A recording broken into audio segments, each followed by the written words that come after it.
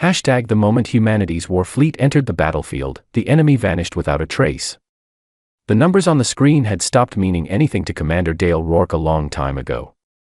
He sat in the briefing room of the battlecruiser EDCS Iron Meridian, a cold cup of coffee beside his hand, and looked at the casualty report the same way a man looks at rain through a window.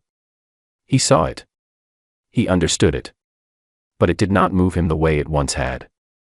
11 years of war had done that to him. 11 years had done it to a lot of people. The war with the Veil had not started the way wars in old history books started. There was no argument that grew too loud, no territorial dispute that ran out of room to breathe. One morning, the colony on Kepler's Rest simply stopped transmitting. Search ships were sent. What they found when they arrived was a dead world. The atmosphere was still burning at the edges. The buildings were gone. The people were gone. 43,000 human beings, gone, without a single warning, without a single word from anyone. The Veil never explained. They never apologized. They sent no message at all. That silence was the beginning of everything. The Veil were not one species. They were a confederation of 4 alien races who had been traveling the stars far longer than humanity had. They had decided, somewhere along the way, that humanity was dangerous. Not because humans had attacked anyone. Not because humans had done anything at all. The Veil believed, based on their own studies of human history and human biology, that humanity was simply the kind of thing that could not be allowed to grow. They saw humans the way someone sees a crack in a dam. Small now. Catastrophic later.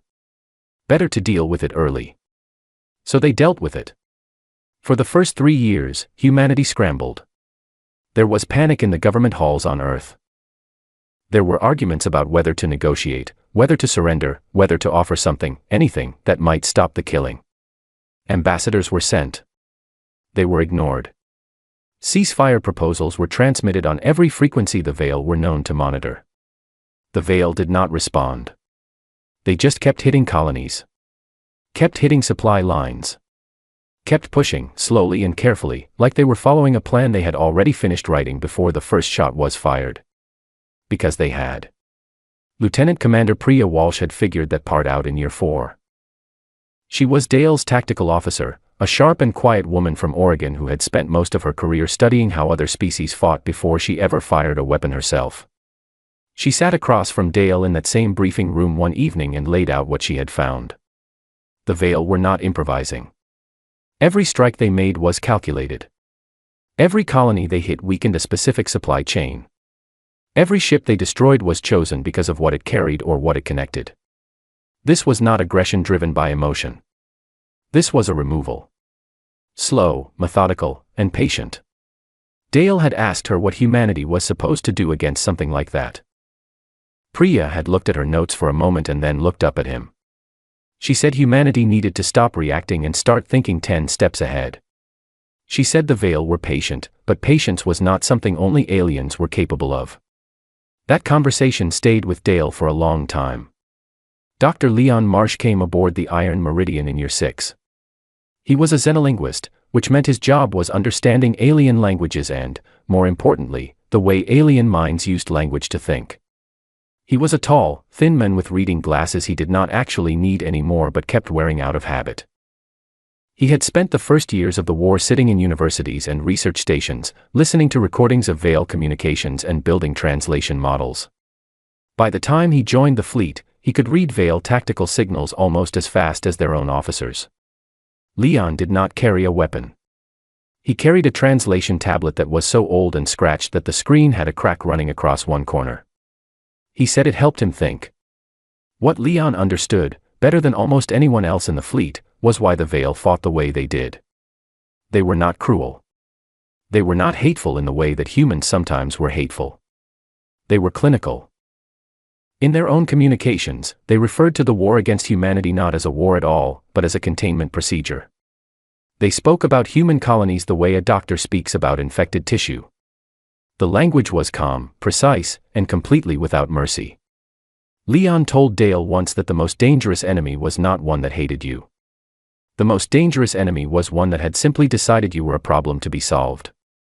Dale had not slept well after that conversation either. But even as the veil pressed forward, something was happening on the other side of the war that they had not fully accounted for.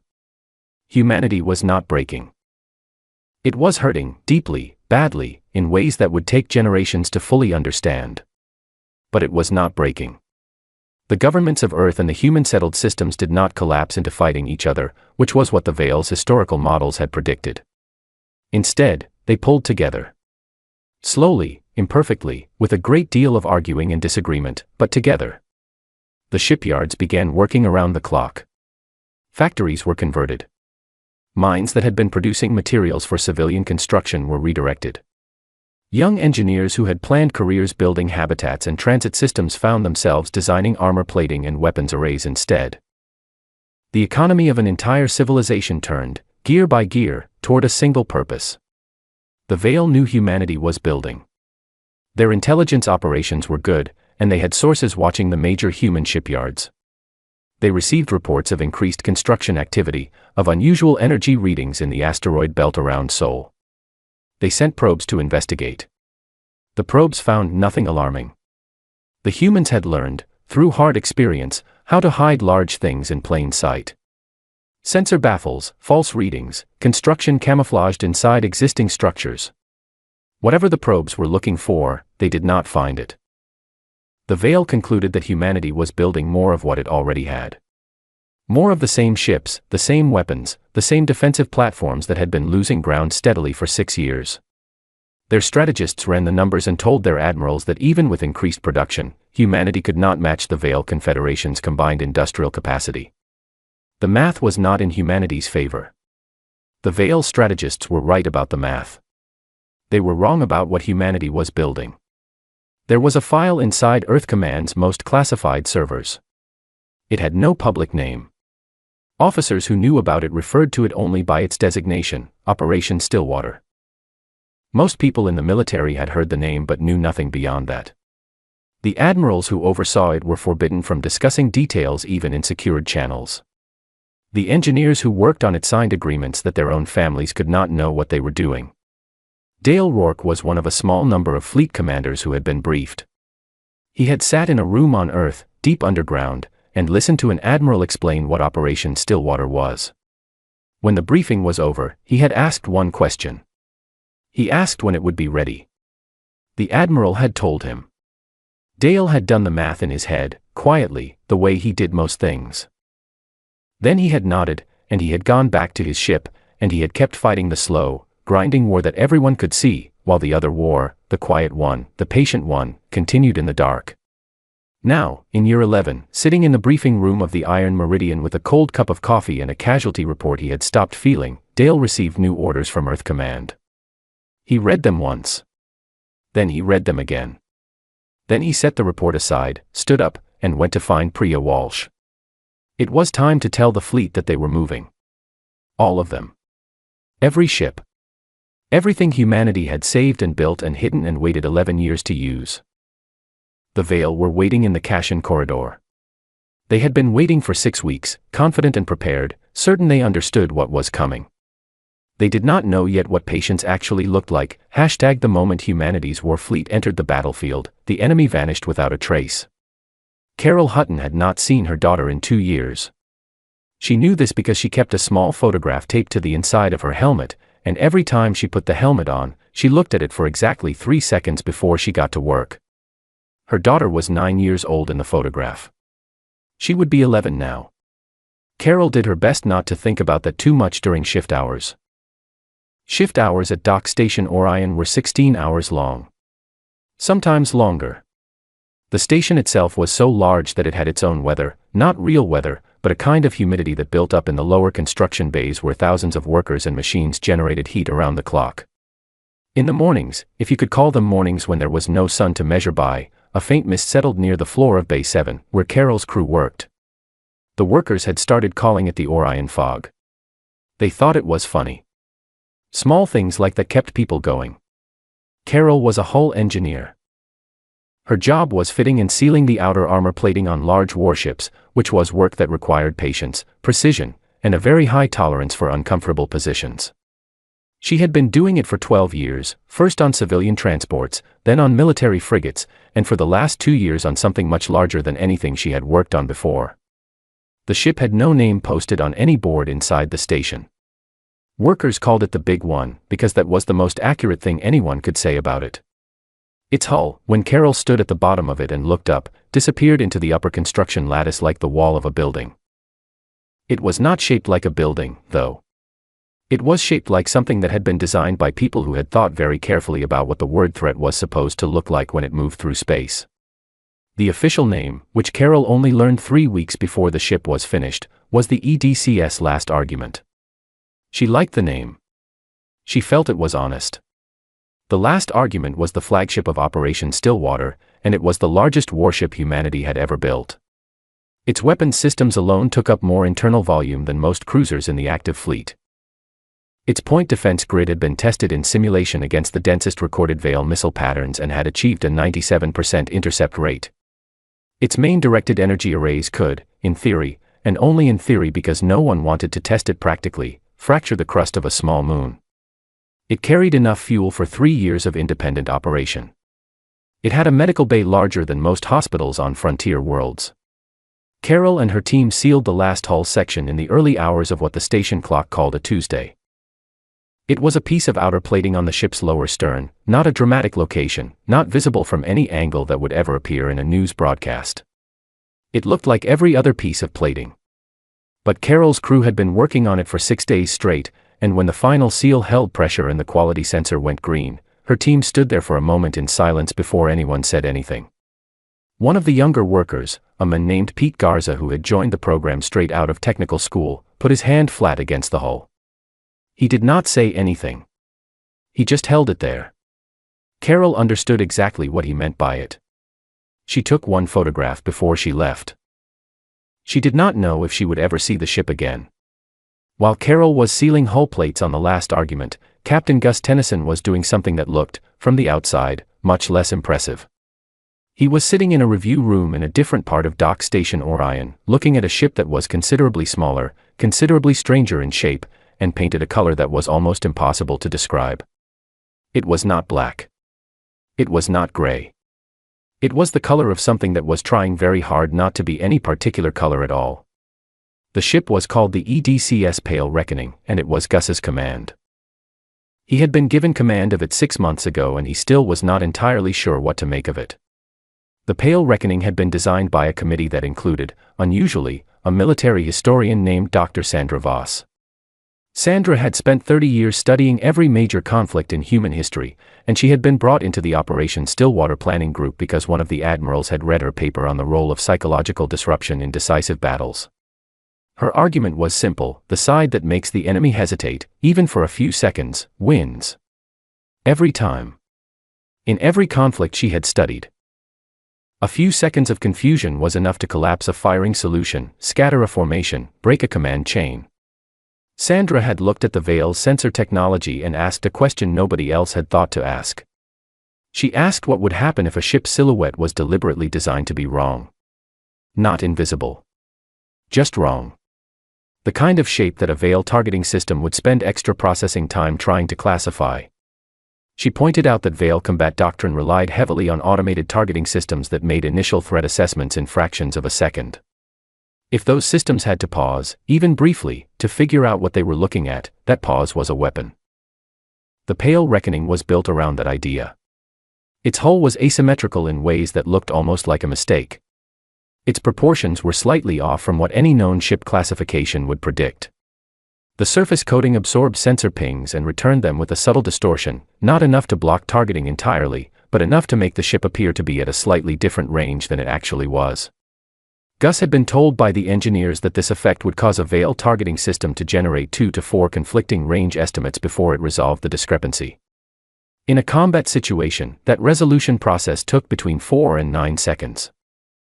Gus had asked, when he first heard this, whether 4 to 9 seconds was really worth building an entire ship around. Sandra Voss had looked at him calmly and asked him how long it took to fire a weapon. Then she had gone back to her notes. Gus had not asked that question again.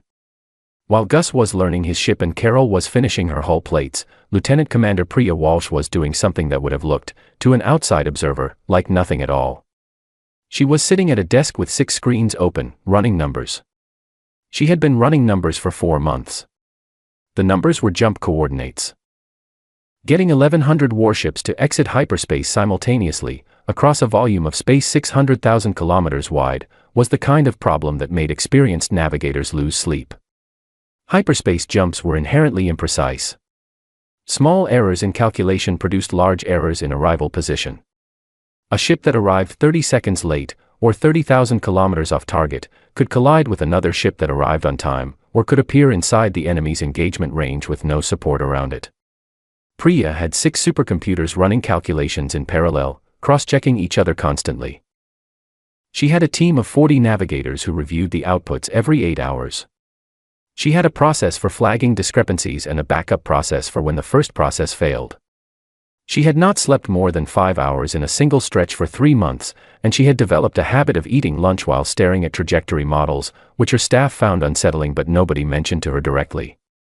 The plan required every ship in the fleet to exit hyperspace within the same 4-second window. Not approximately. Not roughly. Within 4 seconds. At the same moment, from dozens of different jump entry points, spread across multiple star systems, all arriving in perfect formation around the Kashin corridor. The Vale fleet was waiting inside the corridor. Their intelligence had told them that humanity's next push would come through the corridor's narrow entry point. They had pre-aimed their weapons. They had calculated defensive formations. They were ready for a fight, they understood. What they were not ready for was geometry. Priya sent the final jump package to all fleet captains 48 hours before departure.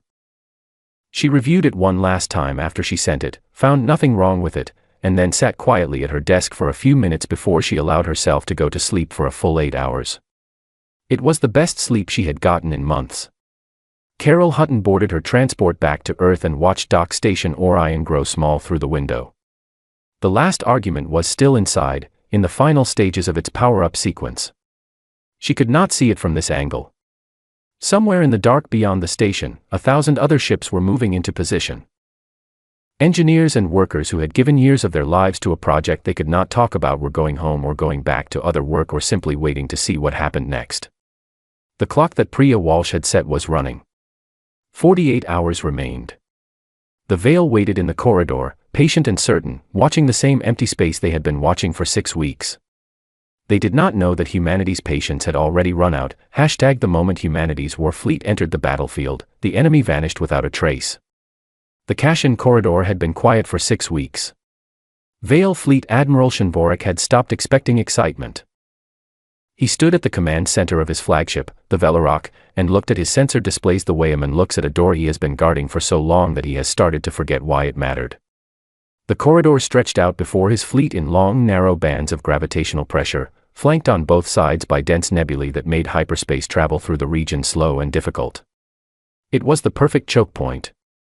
Anything coming from human-controlled space toward the Kepler colonies had to pass through here, or take a route 3 weeks longer. His strategists had been very clear about this. The humans would come through the corridor. They always took the shorter route, because they were desperate and their resources were stretched thin. His fleet of 3,000 warships sat in layered formations, weapons pre-aimed at the corridor's entry mouth, waiting for the moment a human fleet appeared in that single predictable location. Shanvorik reviewed his positioning reports one more time. Everything was correct. His analysts had studied human fleet movements for 11 years. They knew the patterns. They knew the limitations. Even if humanity sent everything it had, the corridor's geometry would break the attack into waves that his fleet could handle one at a time. He was calm. He was ready. He was completely wrong. On the bridge of the EDCS Iron Meridian, Dale Rourke stood with his hands clasped behind his back and watched the jump clock count down. Around him, his bridge crew sat at their stations in silence. There was no dramatic speech. Dale was not a man who gave dramatic speeches. He had found, over 11 years of command, that people under pressure did not need inspiration. They needed to know that the person in charge was not afraid. Dale was not afraid. He was not particularly calm either. He was something in between, a focused, narrow state of attention that he had learned to reach in the minutes before a battle, where everything unnecessary fell away and only the necessary remained. Priya Walsh sat at the tactical console to his left. Her fingers rested lightly on the edge of the panel but did not move. The jump package was already loaded. Every ship in the fleet had been holding its position in hyperspace for the last 40 minutes, waiting for the coordinated exit signal. There was nothing to do now but wait for the clock. Dr. Leon Marsh was not on the bridge. He was in the communications monitoring room one deck below, sitting at his usual station with his cracked translation tablet beside him and a frequency scanner running on 3 screens. He was not going to watch the battle the way a soldier watched it. He was going to listen to the Veil. The clock reached 0. What happened next lasted 4 seconds. 4 seconds was not very long. It was the time it took to draw a slow breath, or read a short sentence, or blink twice. In those 4 seconds, 1,140 human warships dropped out of hyperspace simultaneously. They did not come through the corridor's entry mouth. They came from everywhere else. They came from above the corridor, and below it, and from both flanks, and from angles the Veil formation had left completely exposed because no fleet in history had ever appeared from those directions all at once. The exit signatures of over 1,000 ships dropping out of hyperspace at the same moment created a wave of gravitational distortion that rippled outward through the corridor and registered on every Veil sensor as a catastrophic malfunction. In the first 2 seconds, 17 Veil ships powered down non-essential systems automatically, because their onboard computers detected readings that should not have been physically possible and interpreted it as sensor damage. On the Velorok, Shinvorek's display screens went white for a fraction of a second and then came back showing something his mind refused to accept immediately. Ships. Hundreds of ships. Thousands of ships.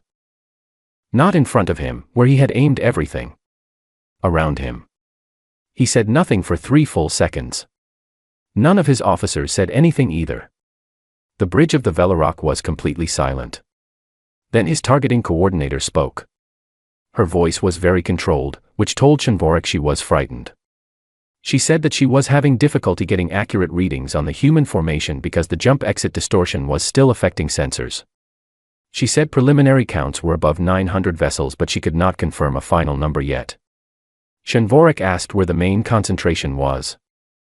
She told him the human fleet appeared to be distributed in a 3-dimensional formation that surrounded the Veil fleet on 5 of 6 possible approach vectors simultaneously. She paused and then added that the 6th vector, directly behind the Velorok, was blocked by the nebula wall, which meant the humans had chosen not to place ships there because there was no need. They did not need 6 sides. 5 was enough. On the right flank of the human formation, Captain Gus Tennyson brought the Pale Reckoning forward at combat speed. The ship's strange, slightly wrong silhouette moved through the dark, and every Veil sensor that swept across it paused. Not long. Just long enough. A Veil cruiser 40,000 kilometers off the Pale Reckoning's bow locked a targeting solution, lost it, reacquired it at a slightly different range, and then flagged the discrepancy to its weapons officer for manual review. The weapons officer looked at 2 different range estimates on his screen that differed by 11,000 kilometers and did not know which one to believe. He requested a 3rd scan. While the 3rd scan was running, the Pale Reckoning had moved. The cruiser never fired. Gus watched his targeting display with a quiet satisfaction that he did not let show on his face, because his bridge crew was watching him and he needed them focused. He said, in a normal speaking voice, that they should begin engagement on the secondary targeting list starting from position 1. His crew responded without raising their voices either. The Pale Reckoning fired. Down in the communications room, Leon Marsh heard the Veil fleet begin talking to itself. He had expected panic. He had seen panicked military communications before, in recordings from earlier in the war. Panicked communications were loud and overlapping and full of repeated requests that went unanswered. What he was hearing now was different. It was not panicked. It was confused. The Veil fleet's command network was generating questions that its own officers could not answer. Ships were asking their formation leaders for engagement orders and receiving conflicting instructions. Formation leaders were asking Shinvorek's flagship for clarification about threat priority and getting responses that changed every 30 seconds as new sensor data came in and then changed again. Confusion, Leon knew, was worse than panic. Panic at least had a direction. Confusion had none. He found the Velarok's command frequency and listened. Shenvorik was talking to his strategic council.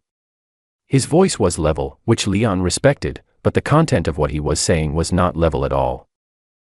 He was telling his council that the human formation did not match any known deployment model. He was telling them that the weapons pre-aim solutions were useless because they had all been calculated for the corridor entry point. He was telling them that the fleet needed time to recalculate. Then he said something that Leon typed into his tablet immediately, in careful translation, so he would not misremember it later. Shenvorik said, "Issue the order. Break formation. All ships plot individual jump solutions and withdraw. We do not engage until we understand what we are looking at." The Veil fleet, 3,000 warships, the largest alien military force ever assembled in one location, began to run. Not all of them made it out cleanly. The human fleet engaged as the Veil formation collapsed, and 4 minutes and 11 seconds of combat followed that was not a battle in any traditional sense. It was more like catching something that was already in the process of escaping. 400 Veil ships were destroyed or disabled before they could complete their jump calculations. The rest scattered into hyperspace in directions that had nothing to do with strategy and everything to do with getting away from the thing that had appeared around them without warning. On the bridge of the Iron Meridian, Dale Rourke watched the last Veil contact disappear from his tactical display. Priya sat beside him, running counts. She told him the corridor was clear. She told him the human fleet had sustained 11 ships damaged and 2 destroyed. She told him the Veil fleet had been scattered across at least 40 different jump vectors with no indication of a rally point. Dale looked at the empty corridor on his screen. 6 weeks ago, 3,000 ships had been sitting in that space. Now there was nothing. He picked up his coffee. It was cold. He drank it anyway. Below him, Leon Marsh was already writing, #the moment humanity's war fleet entered the battlefield, the enemy vanished without a trace. 2 hours after the last Veil contact disappeared from the sensors, Dale Rourke went to the observation deck. He did not go there often. The observation deck of the Iron Meridian was a small room near the bow of the ship with a wide curved viewport that looked out directly ahead. It was used mostly by off-duty crew members who wanted somewhere quiet to sit. At this hour it was empty. Dale stood in front of the viewport with his arms at his sides and looked at the Kashin corridor. It was full of wreckage. Pieces of Veil ships drifted slowly in the dark, turning in the faint gravitational currents that ran through the corridor. Some of it was still glowing at the edges. The debris field stretched for hundreds of kilometers in both directions, caught between the 2 nebulae that flanked the corridor like walls. In the light that filtered through from the nearest nebula, the wreckage had a dim, pale color that did not look quite real. There were far fewer pieces than Dale had expected. That was the thing that kept drawing his attention. For 3,000 warships, the debris field was small. Which meant most of those ships had not been destroyed. Most of them had run. Dale had fought the Veil for 11 years. He had seen them do many things. He had seen them execute complex flanking maneuvers under heavy fire. He had seen them hold damaged positions long past any sensible point of retreat. He had seen their ships take catastrophic hull damage and keep their weapons firing until the power gave out. The Veil were not cowards. They had never, in 11 years, run from a fight they had the numbers to win. They had run today. From a fight where they outnumbered the human fleet nearly 3-1. Dale stood at the viewport for a long time. He was not thinking about tactics or strategy. He was thinking about Kepler's rest. He was thinking about 43,000 people who had never been given a warning or a reason or a chance. He was thinking about the 11 years of grinding, slow, painful war that had followed. He was thinking about all the names he carried in his memory, the names of crew members and colleagues and friends who had not made it to this morning. He thought about all of it for a few minutes. Then he put it away, the way he always put things away, in a part of himself that he did not open during working hours. He turned and went back to the bridge. Priya Walsh was still at her station. She had not left the bridge during the 2 hours since the battle ended. Her after-action analysis was already halfway written. When Dale came back, she showed him the numbers without being asked. The human fleet had lost 2 ships destroyed and 11 damaged seriously enough to require dock repairs. Crew casualties across the entire fleet numbered 212. 212 people, out of the more than 300,000 who had been aboard those 1,100 ships when they dropped out of hyperspace. Dale looked at the numbers for a moment. 212 was not a small number. It was 212 people who had families and histories and names. But for the scale of what had just happened, it was as close to nothing as a fleet engagement could produce. Priya told him something else. She said that in her review of Vale tactical communications recovered during the engagement, she had found no instance of the Vale fleet issuing a coordinated counterattack order. Not once, in 4 minutes and 11 seconds of engagement, had Shinvorek's command network managed to organize a single coordinated strike against the human formation. Individual ships had fired, some of them effectively. But as a fleet, the Vale had never functioned. They had been 3,000 ships that stopped being a fleet the moment they appeared on Dale's tactical display. Dale asked her why. Priya was quiet for a moment. Then she said that the Vale's entire tactical doctrine was built around knowing where the enemy would be before the enemy arrived. Pre-aimed weapons. Pre-calculated formations. Pre-decided responses to specific threat scenarios.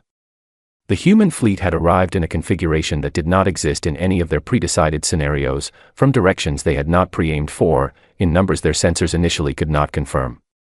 Their doctrine had no answer for it. And by the time individual officers started trying to make their own decisions without doctrine to guide them, the engagement was already over. Dale thought about Sandra Voss and her papers on hesitation. He thought about the pale reckoning's strange, unsettling silhouette. He thought about Priya's 4 months of jump calculations and 6 supercomputers running in parallel. He thought about Carol Hutton sealing hull plates in the Orion fog for 2 years without seeing her daughter. He told Priya her analysis was good. She nodded and went back to writing it. Leon Marsh came to the bridge 3 hours later. He looked like he had not stopped moving since the battle ended, which he probably had not. He had his translation tablet under his arm and a printout of something in his hand. He asked Dale if he had a few minutes. They went to the small conference room off the main bridge. Leon spread his printout on the table. It was a transcription of a Vale communication, recovered from a signal relay the human fleet had captured during the engagement. Leon had translated it himself, and then had 2 members of his linguistics team verify the translation independently. All 3 versions said the same thing. The message was from Shinvorek's flagship to the Vale High Command. It had been sent approximately 90 seconds after the human fleet appeared. Leon read it aloud, slowly, in the careful flat tone he used when reading translations to make sure the weight of the words came through without being colored by his own interpretation. The message said, roughly, the humans were not supposed to be this. All threat assessments must be revised. Do not engage further until we understand what we are fighting. Dale read the printout himself after Leon finished reading it aloud. Then he read it again. Not supposed to be this. He sat with that phrase for a moment. He asked Leon what he thought the message meant in a larger sense. Not just as a tactical report, but as a statement about where things stood. Leon sat back in his chair. He took off his reading glasses, the ones he did not actually need anymore, and held them in one hand. He was quiet for a moment, which was something Dale had learned to recognize as Leon thinking seriously rather than Leon searching for words. Then Leon said that in every conflict he had studied, the decisive turning point was never the battle with the most destroyed ships. It was the moment one side stopped believing in its own plan. The Vale had built their entire war strategy around a model of humanity. A specific model. It said that humans were reactive, emotionally driven, and incapable of the sustained patience required to build and deploy a force of this size without fracturing internally under the pressure of 11 years of losses. That model had told the Vale what humanity could and could not do. And because the Vale trusted that model, they had stopped watching for things outside it. The human fleet that had appeared in the Kashin corridor that morning was not inside the model. And now the Vale High Command knew their model was wrong, and they did not yet have a new one. Dale asked what usually happened after that moment. Leon said that sometimes the side whose plan had broken found a new plan and recovered. But more often, without the confidence that came from believing in their own model, they became slow and hesitant and reactive. They stopped leading the situation and started trying to understand it. And once a military force spent more energy trying to understand what it was fighting than trying to win, it had already lost something it could not easily get back. Dale nodded. He thanked Leon and told him the translation work was important and that he wanted it filed with the official battle record. Leon picked up his tablet and left. Dale sat alone in the conference room for a while. On Earth, Carol Hutton was in her kitchen making dinner when the news broadcast interrupted the regular program. She sat down on a kitchen chair and watched the reporter describe what had happened in the Kashin corridor. The reporter did not have all the details right, and some of the numbers were wrong, but the shape of it was correct. The human fleet had appeared. The Vale fleet had run. The corridor was clear. Carol's daughter came into the kitchen and asked why she was crying. Carol wiped her face with her sleeve and told her daughter she was not upset. She said everything was fine. She said dinner would be ready soon. Her daughter looked at her for a moment and then came and sat beside her at the table, and did not ask any more questions, which Carol was grateful for. The Iron Meridian's communications officer appeared at Dale's door 2 hours later. She told him that Earth Command had forwarded an incoming signal, origin confirmed as a Vale diplomatic vessel, broadcasting on an open civilian frequency from the edge of the Kashin corridor. The vessel was unarmed. It was requesting to speak with a human representative. Not a military officer. A civilian. Dale read the request twice. Then he asked the communications officer to find Dr. Leon Marsh and tell him to come back to the bridge. The corridor was quiet around them. The wreckage turned slowly in the dark. Somewhere out in the scattered dark of hyperspace, 3,000 Vale ships were trying to figure out what came next. Humanity had an answer ready for that question too. The moment humanity's war fleet entered the battlefield, the enemy vanished without a trace. Leon Marsh traveled to the way station alone. That had been his request, and after some discussion, Earth Command had agreed to it. They had offered him a security escort of 6 armed personnel, then reduced it to 2, and then, when Leon explained his reasoning a third time with the particular patience he used when he felt he was being clear but was being ignored, they had agreed to no escort at all. He made the journey aboard a small courier ship with a crew of 3, none of whom were military. The ship carried no weapons. Leon had asked specifically about this and had been given a written confirmation, which he folded and put in his jacket pocket because he believed in having things in writing. He brought his cracked translation tablet. He brought a thermos of coffee because the courier ship's supply of it was poor, and Leon had learned, over many years of fieldwork, that bad coffee was genuinely bad for careful thinking. He brought a change of clothes and a notebook made of actual paper, which people sometimes found strange but which Leon preferred for first drafts of important translations. Paper did not lose power. Paper did not experience software errors. Paper did not change what you had written on it while you were looking at something else. The way station was a neutral facility near the outer edge of the Kashin corridor, a squat structure built into a slow-moving asteroid by a consortium of species who had maintained it as a meeting point for decades. It was not a comfortable place. Its corridors were built to accommodate several different body types, which meant they were shaped in ways that were awkward for any single species. The temperature was kept at a compromise value that was slightly cool for humans and slightly warm for several other species, and probably ideal for no one. Leon thought this was actually quite a reasonable approach to neutrality. The Vale diplomatic vessel was already docked when the courier ship arrived. Leon took his thermos and his tablet and his paper notebook and walked through the corridor to the meeting room that had been prepared. He did not hurry. He had learned, over years of working with alien species, that arriving slightly composed was worth more than arriving slightly early.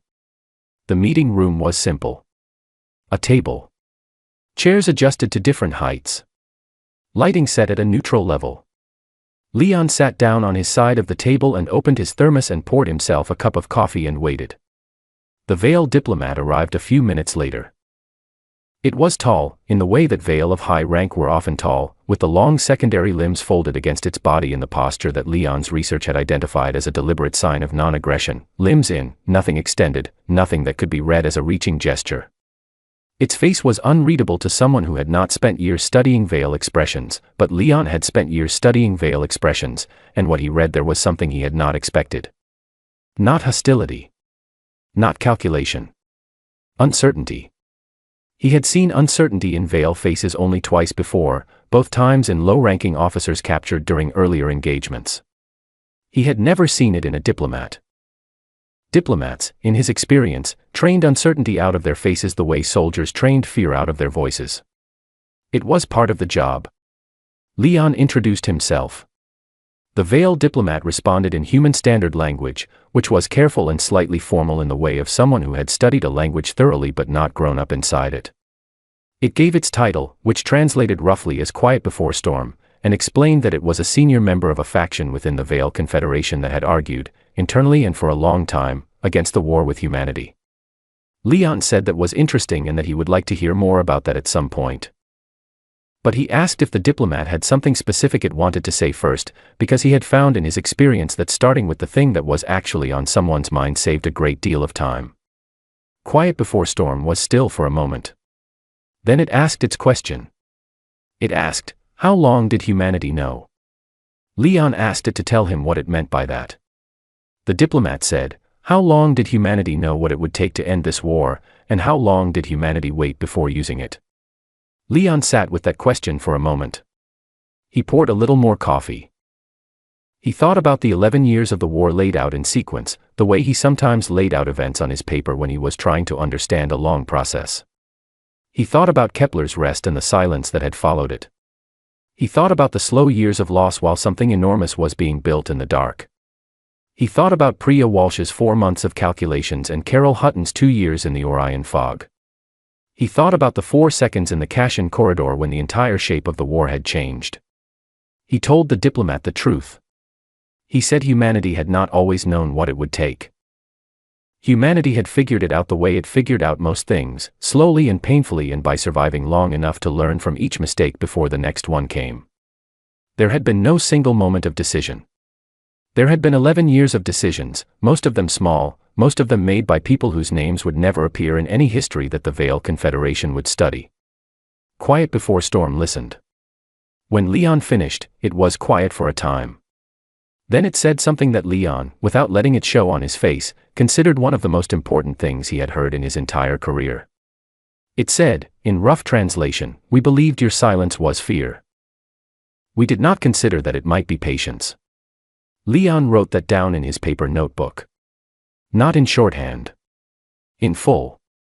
He wanted the exact words preserved exactly as he had heard them. He told the diplomat that it was an understandable mistake to make. He said that fear and patience could look very similar from the outside, especially when the person who was watching had already decided which one they were looking at. What followed was not a peace treaty. Leon had known it would not be. A war that had lasted 11 years and touched every corner of 2 civilizations was not going to end in one meeting between a linguist and a diplomat at a cold table in an asteroid. What happened instead was a conversation. A long one. Quiet Before Storm explained, carefully and in detail, the internal divisions within the Veil Confederation that the war had opened up. The faction that had always opposed the conflict. The faction that had designed it.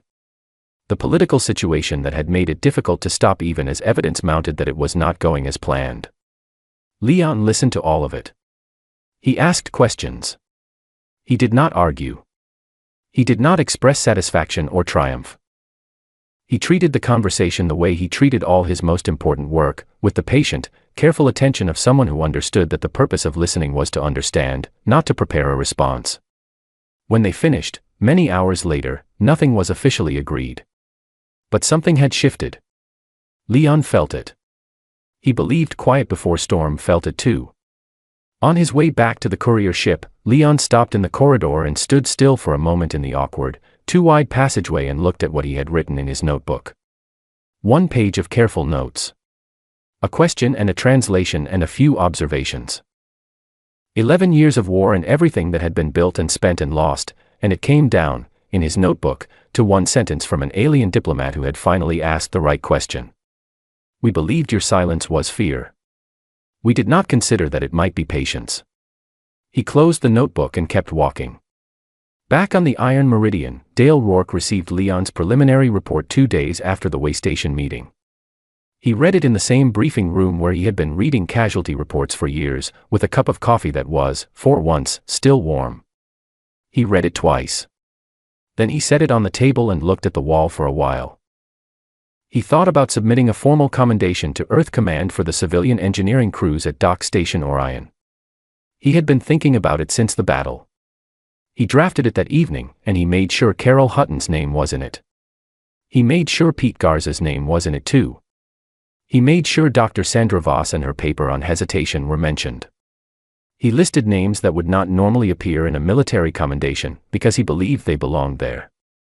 Earth Command approved the commendation without changes, which surprised him a little. He sent it and then went to the observation deck and stood at the viewport for a while. The EDC's last argument sat off the Iron Meridian's port side, visible through the viewport as a dark shape against the stars. It was motionless, running lights blinking slowly. It had not fired its main weapons during the battle. It had not needed to. Its presence in the formation had been enough to change the geometry of everything around it. It had done its most important work simply by existing and being seen. Dale looked at it for a long time. Carol Hutton had sealed its last hull section in the early hours of a Tuesday morning in the Orion fog. She had taken one photograph. The ship she had worked on for 2 years was sitting in the dark at the far end of a corridor that no longer held any enemies. Leon wrote in his notes, later that night, that what had happened in the Kashin corridor was not really a story about weapons or ships or tactics. It was a story about what a civilization decided to do with 11 years of pain. It could have fractured. It could have surrendered. It could have become something harder and colder and less worth saving. Instead it had turned quiet and patient, and it had built something in the dark, and it had waited for exactly the right moment. He wrote that the most human thing about all of it was not that they built the weapon. It was that they built it so well they never had to use it. He read that line back to himself. He decided it was the truest thing he had written in years. He left it exactly as it was. Outside the viewport, the corridor was still and empty. The stars held their positions the way stars always did, indifferent and permanent. Somewhere in the dark, scattered across dozens of hyperspace routes, the Veil fleet was thinking about what came next. For the first time in 11 years, humanity was not the one asking that question. For the first time in 11 years, someone else was afraid of the answer.